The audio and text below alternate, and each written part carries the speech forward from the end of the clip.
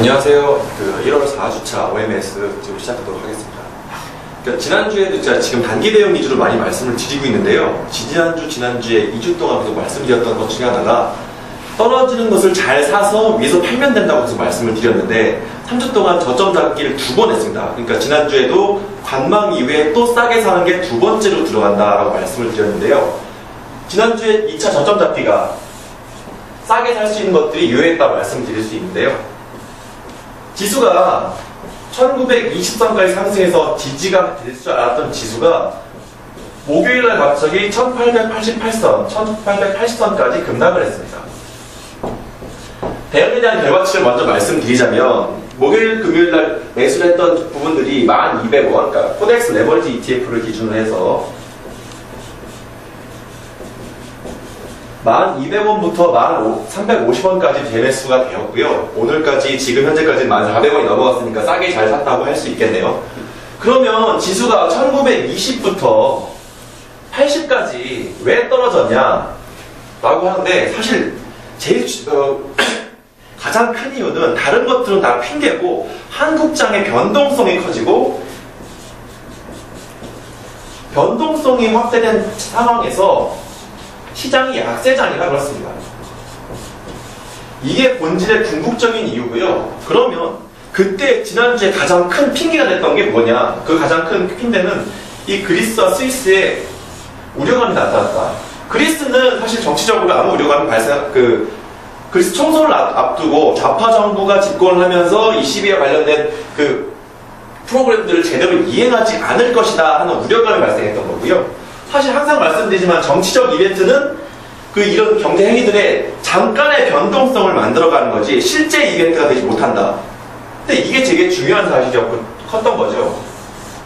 사실상 호재였는데 변동성을 키우는, 그러니까 스위스가 지금 스위스 프랑으로 가는데요. 이건 유로존에 들어오지 않은 나라입니다. 그래서 금과 미국 채권과 달러와 같이 함께 안전자산으로 분류가 되는 겁니다.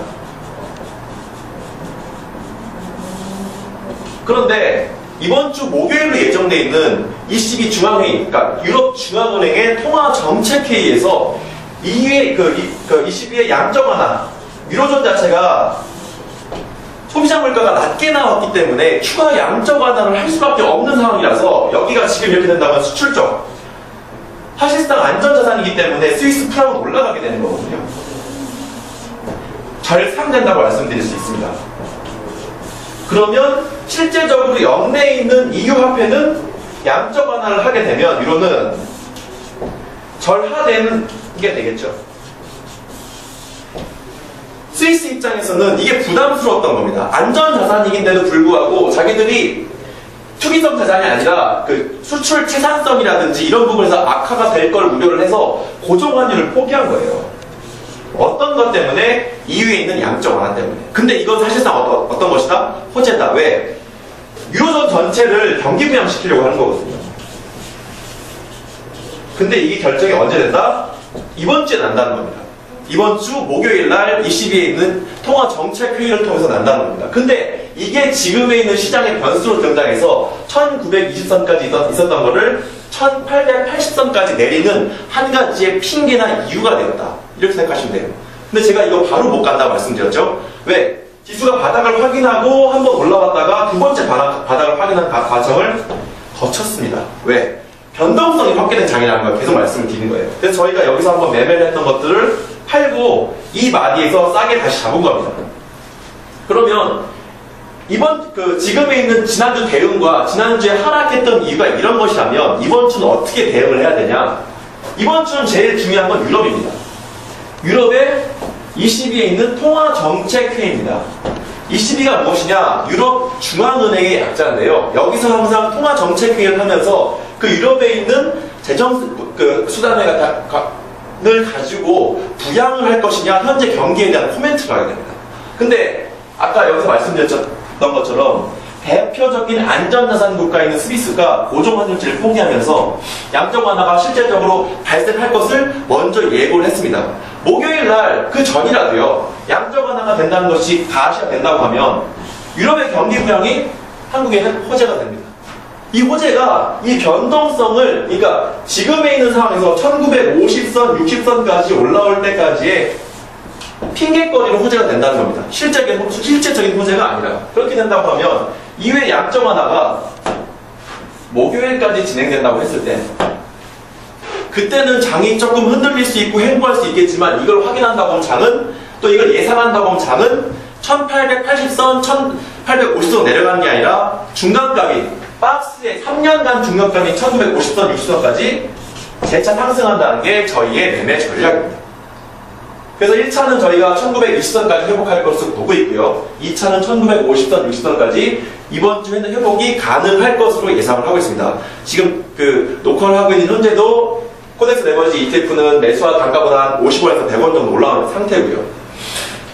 그러면 중기 지금 항상 여기 들으신 분들이 변액 관리를 하시고 변액 투자를 하시고 주식형 펀드들을 보유하신 분들인데요. 중기에 대한 전략은 어떠냐? 제가 항상 말씀드리지만 중기에 대한 전략은 2020선까지는 보유한 전략 그대로입니다. 제가 지금에 있는 판이 너무 약세장에서 저점만 확인하는 판이어서 단기 매매하는 것들 계속 많이 보여드리고 있는데요. 중기 매매에 대한 전략은 동일하다. 다만 이게 언제 올지 모른다. 올해 안에 지금에서 한 번 정도 볼 수 있다는 걸 예상하고 있는데요. 제일 중요한 건 1950선, 60선. 박스의 중앙값이 회복되는 데까지는 제가 충분히 말씀을 드릴 수 있다고 말씀드리는 거고요. 그리고 지금 여기서는 적지 않았는데, 국채 금리가 1.97%까지 하락을 했어요. 이게 무슨 소리냐? 채권형 펀드 수익률이 계속 양호해지고 있다는 거죠. 왜? 국채 금리가 떨어질수록, 지금 요번에 지난주 금통위에서도 언급을 한 것처럼, 지금 기준금리를 쉽게 못 올리는 상황이기 때문에, 국채금리가 계속 떨어지고 있는 상황이기 때문에, 채권 가격이 상승하면서 채권형 펀드들이 양호하다는 겁니다. 그러면 지금은 채권형 펀드들은 지금의 이런 상황과 상관없이 금리가 지속으로 하락하고 있는 상황에서 보유를 하신다고 하면 수익률이 양호하게 된다는 거죠. 요거 두 가지 말씀을 드리고요. 제가 너무 단계로 말씀드려서. 저희 12월부터 1월까지 지금 OMS를 동영상으로 올리면서의 매매를 지금 확인해 드리는 건데요. 지금 보면 코덱스 레버리지 ETF 기준으로 1,350원에 매수했던 것들 1,550원, 600원에 매도를 했습니다. 러프하게 잡아서 수익률을 1에서 2% 정도 잡고 수익을 냈고요. 그리고 지수가 급락할 때 9,950원부터 매수를 했던 것들을 지금도 보유하는 것들이 있지만 먼저 정리했던 것들은 1,260원 정도 정리를 했습니다. 이게 3%가 넘었고요. 그리고 지금 지난주에 매매가 들어갔던 것들이 1,200원부터 1,350원까지 매수가 됐던 것들을 현재 보유하고 있습니다. 저는 이거 최소한 1% 이상 지금 기존 수익률 3% 정도를 보고 있는데요.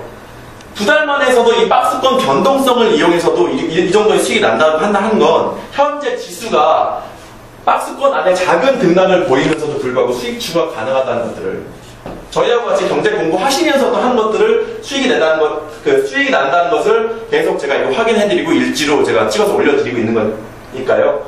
확인하시고, 네, 같이 봐오시면 좋을 것 같습니다.